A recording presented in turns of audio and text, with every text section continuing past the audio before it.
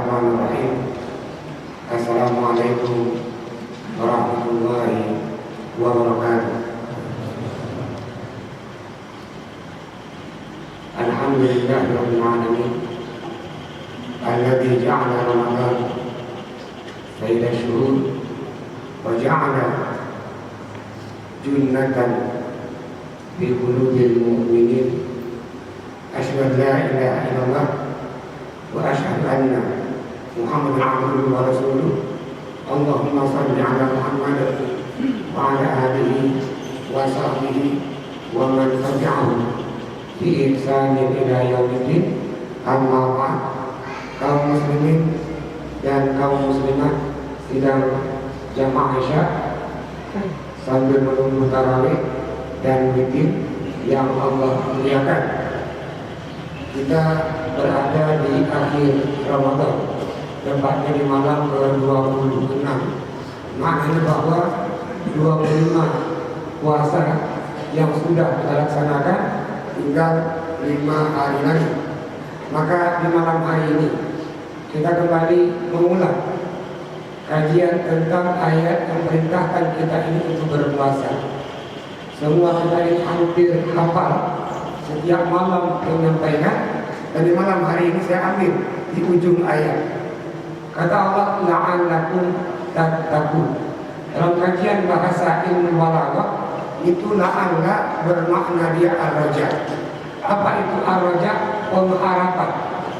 Maka diartikan oleh para fasirin, la'allakum itu mudah-mudahan kamu termasuk orang-orang yang bertakwa, atau semoga kamu termasuk orang-orang yang bertakwa. Maknanya bahwa sekian banyak orang yang berpuasa, enggak semuanya itu Allah tempatkan, Allah masukkan dalam kelompok orang-orang yang bertakwa. Maka di malam hari ini pertanyaannya, siapakah orang-orang yang berpuasa yang Allah masukkan dalam kelompok termasuk orang-orang yang bertakwa? Kaum muslimin muslimat rahimahullah, Rasulullah itu menjelaskan dalam sebuah hadis dari Abi Hurairah, diriwayatkan oleh Bukhari dan Muslim dengan sanad yang sahih. Qala Rasul, inna siyama junnah. Sesungguhnya puasa itu perisai. Mari kita lihat makna junnah dalam bahasa Arab. Kalau orang pakai baju perang melindungi badan dari pedang, tombak dan anak panah, disebut dengan darul. Ataupun orang bawang dia perisai, lindungi tubuhnya, disebut dengan ridaun. Artinya bahwa darul, ridaun itu perisai yang nampak untuk melindungi bagian luar tubuh kita. Namun Rasulullah sampaikan, as-siyamu junnah, puasa itu perisai. Maka junnah itu adalah perisai yang tidak nampak. Kalau tadi yang nampak baju besi, perisai yang nampak melindungi tubuhnya biar nggak luka, biar nggak cedera. Maka junnah dia berfungsi melindungi hatinya. Dari apa? Al-Quran juga menjelaskan, alladzi yuwaswisu fi sudurin nas minal jinnah. Maka ketika jinnah, inilah yang buat kita ini lalai.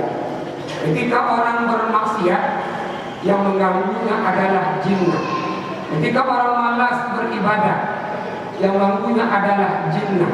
Namun puasa tadi melindungi hati kita dari gangguan jinnah. Kaum muslimin muslimat rahimahullah, maka sambungan hadis, fala yarkus, barang siapa yang berpuasa yang puasanya itu mampu membuat perisai dalam hatinya, maka hatinya menjadi bersih. Maka hati yang bersih itu enggak lagi berbicara yang kotor. Hati yang bersih itu enggak lagi bercaci maki. Hati yang bersih itu enggak lagi memuji yang lain. Hati yang bersih itu enggak lagi menfitnah yang lain. Hati yang bersih itu enggak lagi menzalimi yang lain. Maka ukur yang pertama, apakah kita berpuasa sekian hari? Sudahkah perisai untuk hati kita ini terbentuk dengan puasa 25 hari ini? Kaum muslimin, muslimat rahimahullah. Ukuran yang kedua, kita ini berpuasa Allah tempatkan dalam kelompok orang-orang yang bertakwa. Hadis juga menjelaskan, wa man adda bi qadri khair, barang siapa di Ramadan mengamalkan kebaikan-kebaikan, dan setiap kebaikan itu yang sunnah yang dia amalkan, Allah beri pahala ganjaran sama dengan yang wajib di luar Ramadan. Ketika dia amalkan yang fardu yang wajib, maka sama, Allah berikan pahalanya 70 kali lipat dari yang wajib diamalkan di luar Ramadan. Maknanya bahwa dengan orang berpuasa tadi, maka orang itu semakin taat. Sebelum Ramadan jarang baca Quran, Ramadan mendidiknya untuk terus baca Quran. Di luar Ramadan jarang berjamaah, Ramadan mendidiknya selalu berjamaah. Di luar Ramadan orang jarang mungkin bersedekah, Ramadan ini mendidiknya menjadi orang-orang ahli sedekah dan ahli infak.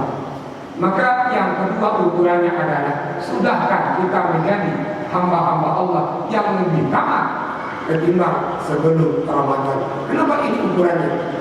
Tengok di awal ayat itu Allah panggil ya ayyuhalladzina amanu, harful ya. Huruf ya dalam kajian balaghah adalah harful nida yang untuk memanggil, artinya bahwa Allah panggil hai orang-orang yang beriman. Namun juga harful nida ini untuk panggilan yang jauh. Maknanya orang-orang yang mungkin sebelum Ramadan jauh dari Allah, Allah panggil. Yang melakukan maksiat, berpuasalah. Yang melakukan jalan Allah, ingatlah Allah. Yang melakukan jalan berzikir, berzikirlah. Yang melakukan jalan Quran, baca Quranlah. Namun juga harfiyah itu bermakna dia dekat. Artinya bahwa yang sudah taat sebelum Ramadan, maka di Ramadan dia bertambah taat. Inilah dua ukuran. Kita ini Allah tempatkan orang-orang yang berpuasa dalam kelompok orang-orang yang bertakwa. Kaum muslimin, muslimat rahimahullah, setelah kita ini menjadi orang-orang yang bertakwa, maka perlu kita pertahankan apa sifat orang yang bertakwa itu. Dalam Al-Quran surah Ali Imran 134 itu Allah mengabadikan siapakah orang-orang yang bertakwa. Yang pertama kata Allah, alladzina yunfiquna fis-sarra'i wad-dharra, orang-orang yang selalu menafkahkan hartanya dalam keadaan yang lapang maupun yang sempit. Lihat kata infak. Infak ada dua macam. Infak ada yang wajib, infak ada yang sunnah. Seorang kepala keluarga yang punya istri, yang punya anak, maka itu infak yang wajib. Maka seorang kepala keluarga wajib hukumnya menafkahi anggota keluarganya. Seorang kepala keluarga wajib hukumnya memberikan pakaian, sandang dan pangan untuk anggota keluarganya. Setelah mampu dia penuhi ini, amalkanlah infak yang kedua, keluarkan hartanya untuk hal-hal yang sunnah, membantu fakir, membantu yang miskin. Yang kedua, wal kaziminal ghaidha, orang-orang yang bertakwa itu mampu mengontrol emosinya. Orang-orang yang berpuasa bertakwa tidak marah-marah, dia mampu mengontrol emosinya. Dan yang ketiga, wal afina 'anil nas, memaafkan orang lain. Bapak, ibu yang berhadir, untuk minta maaf mungkin mudah, namun terkadang memaafkan orang lain ini lebih susah, lebih berat ketimbang kita meminta maaf. Di masa Khalifah Umar bin Khattab, begitu Khalifah salat zuhur berjamaah, setelah zuhur Umar bin Khattab duduklah istirahat di depan Masjid Nabawi. Datanglah dua orang pemuda. Dua orang ini menyeret satu orang pemuda. Dari kejauhan dua orang teriak, ya Khalifah, aqimul adl. Ya Khalifah, tegakkan keadilan, tegakkan keadilan. Namun dua orang ini terus menarik dan menyeret orang di tengah-tengah antara dua orang ini. Sampailah ke hadapan Khalifah Umar bin Khattab. Yang satu berkata, ya Khalifah, tegakkan keadilan. Adiknya berkata lagi, ya Khalifah, aqimul qisas, tegakkan kisah. Lantas Umar bertanya, ada apa gerangan? Kata dua pemuda ini, ya Khalifah, orang yang kami seret ini telah bunuh ayah kami. Kalau engkau percaya Khalifah, tanya orang ini. Kami pun punya saksi bahwa orang ini telah bunuh ayah kami. Khalifah Umar bertanyalah ke orang yang dianggap tadi membunuh ayah dua orang ini. Kata Khalifah Umar, ya pemuda, betulkan ucapan dua pemuda ini? Orang yang tadi sambil menangis mengatakan, ya Khalifah, yang dituduhkan itu benar adanya. Saya telah membunuh ayah dua orang. Kata Khalifah Umar, kenapa aku bunuh dua ayah orang? Kata pemuda ini, ya Khalifah, saya dengan wanita ini, saya bawa unta sampai di kota Madinah, saya ikatkan unta saya terus berdagang. Ternyata ikatan unta saya lepas dan unta saya makan tanaman ayah orang ini. Karena ayah orang ini marah, dia bunuhlah unta saya. Pas saya lihat, ya Khalifah, unta saya dibunuh. Saya pun juga marah, ya Khalifah, maka saya bunuhlah ayah orang ini. Kata dua pemuda tadi, ya Khalifah, betul yang kami laporkan. Dan dia memang, dia betul telah membunuh ayah kami. Kata Khalifah Umar, maka hari ini kita akan tegakkan keadilan. Hari ini kita akan kisah yang membunuh akan dibunuh. Namun pemuda tadi angkat tangan dan bicara, ya Khalifah, kalau boleh saya bawa banyak dagangan sahabat-sahabat sebagai kami. Kalau saya meninggal, sementara harta ini belum sampai ke orang yang punya, maka saya termasuk orang-orang yang zalim. Kalau boleh ya Khalifah, izinkan saya kembalikan harta ini semuanya ke orang yang memilikinya. Kata Khalifah Umar, apakah engkau punya sahabat? Orang ini geleng kepala. Engkau punya saudara? Orang ini geleng kepala. Engkau punya kerabat? Orang ini geleng kepala. Kata Khalifah Umar, kalau begitu, siapa yang akan menjamin? Tidak ada orang menjamin. Dalam keheningan itu muncullah sahabat Salman Al-Farisi. Kata Salman, ya Khalifah Umar, saya menjamin orang ini. Kata Khalifah Umar, ya Salman, jangan main-main. Engkau nggak kenal orang ini, kok mau menjamin orang ini? Kata Salman, ya Khalifah Umar, saya kenal orang ini seperti engkau kenal orang ini. Saya siap menjamin orang ini. Singkat cerita, diberikan pemuda 3 hari waktu mengembalikan harta yang dia punya ini ke orang pemiliknya. Berangkatlah dia.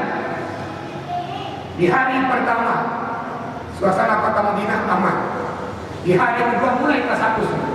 Kalau seandainya pemuda ini nggak balik, maka sahabat Salman Al-Farisi yang akan dipacu.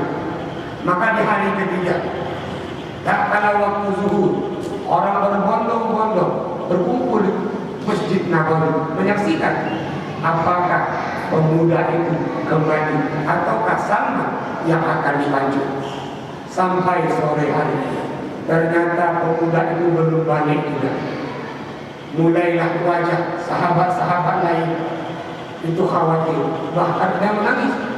Sahabat yang terbaik Salman Al-Farisi akan dipacu, menjamin orang yang akan membunuh ayah 2 pemuda ini. Namun ditunggu-tunggulah, yang ditunggu tak pernah hadir. Khalifah Umar panggillah Salman Al-Farisi dengan suara yang berat, ya Salman, maju. Salman Al-Farisi mulai melangkahkan kakinya di tempat dia akan dipacu. Namun langkah yang ketiga, dari kejauhan ada orang berteriak, "Kufa ya Khalifah, ya Khalifah, hentikan ya Khalifah." Ternyata yang jauh itu berlari kencang adalah pemuda yang telah membunuh ayah 2 orang ini. Sampailah pemuda ini hadapan Khalifah Umar dengan keringat yang penuh, kakinya pecah-pecah, kakinya berdarah. Khalifah Umar berikan dia air minum. Setelah tenang pemuda ini, Khalifah Umar bertanya, wahai pemuda, saya lihat kau kaki pecah-pecah berdarah. Kenapa kau mau hadir hari ini menghantarkan nyawamu? Kata pemuda ini, ya Khalifah, saya berangkat dari Bani Tamim ke sini mengendarai unta. Namun di tengah jalan, unta saya pacu itu mati. Di tempat itu saya lari, ya Khalifah. Kaki saya pecah, berdarah-darah. Dengan tujuan, ya Khalifah, saya amalkan ini dengan harapan bahwa setelah ini jangan ada lagi dari kalangan kaum muslimin yang dia berjanji namun dia mengingkari janjinya. Saya hadis ini, ya Khalifah, untuk menepati janji saya. Kata pemuda ini ke Khalifah Umar bin Khattab. Lantas Khalifah Umar memandang Salman Al-Farisi. Kata Khalifah Umar, ya Salman, engkau tak kenal orang ini, saudara bukan, kerabat bukan, adik bukan, kok mau engkau menjamin orang ini? Kata Salman Al-Farisi, ya Khalifah Umar, saya amalkan ini. Jangan ada kebencian di antara kaum muslimin. Saya amalkan ini, ya Khalifah Umar, bahwa setiap muslim itu bersaudara. Dua pemuda tadi melihat kejadian membunuh ayahnya yang gigihnya datang, sahabat Salman Al-Farisi. Dua orang ini yang bersaudara berdiri dan dia katakan, ya Khalifah Umar, kami yang menuntut pemuda ini, yang ayah kami dibunuh oleh pemuda ini, hari ini, ya Khalifah, kami memaafkan orang yang membunuh ayah kami dengan harapan bahwa jangan ada lagi di kalangan kaum muslimin gak mau lagi memaafkan yang lainnya. Kaum muslimin, muslimat, kesalahan istri kita hari ini gak seberat ini, kesalahan suami kita hari ini gak seberat ini, kesalahan tetangga sebelah kita gak seberat ini. Maka maafkanlah orang-orang yang salah kepada kita.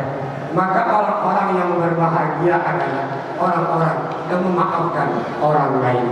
Semoga kita Allah menempatkan orang-orang yang berpuasa dalam kelompok orang-orang yang bertakwa. Mohon maaf, saya akhiri. Assalamualaikum warahmatullahi wabarakatuh.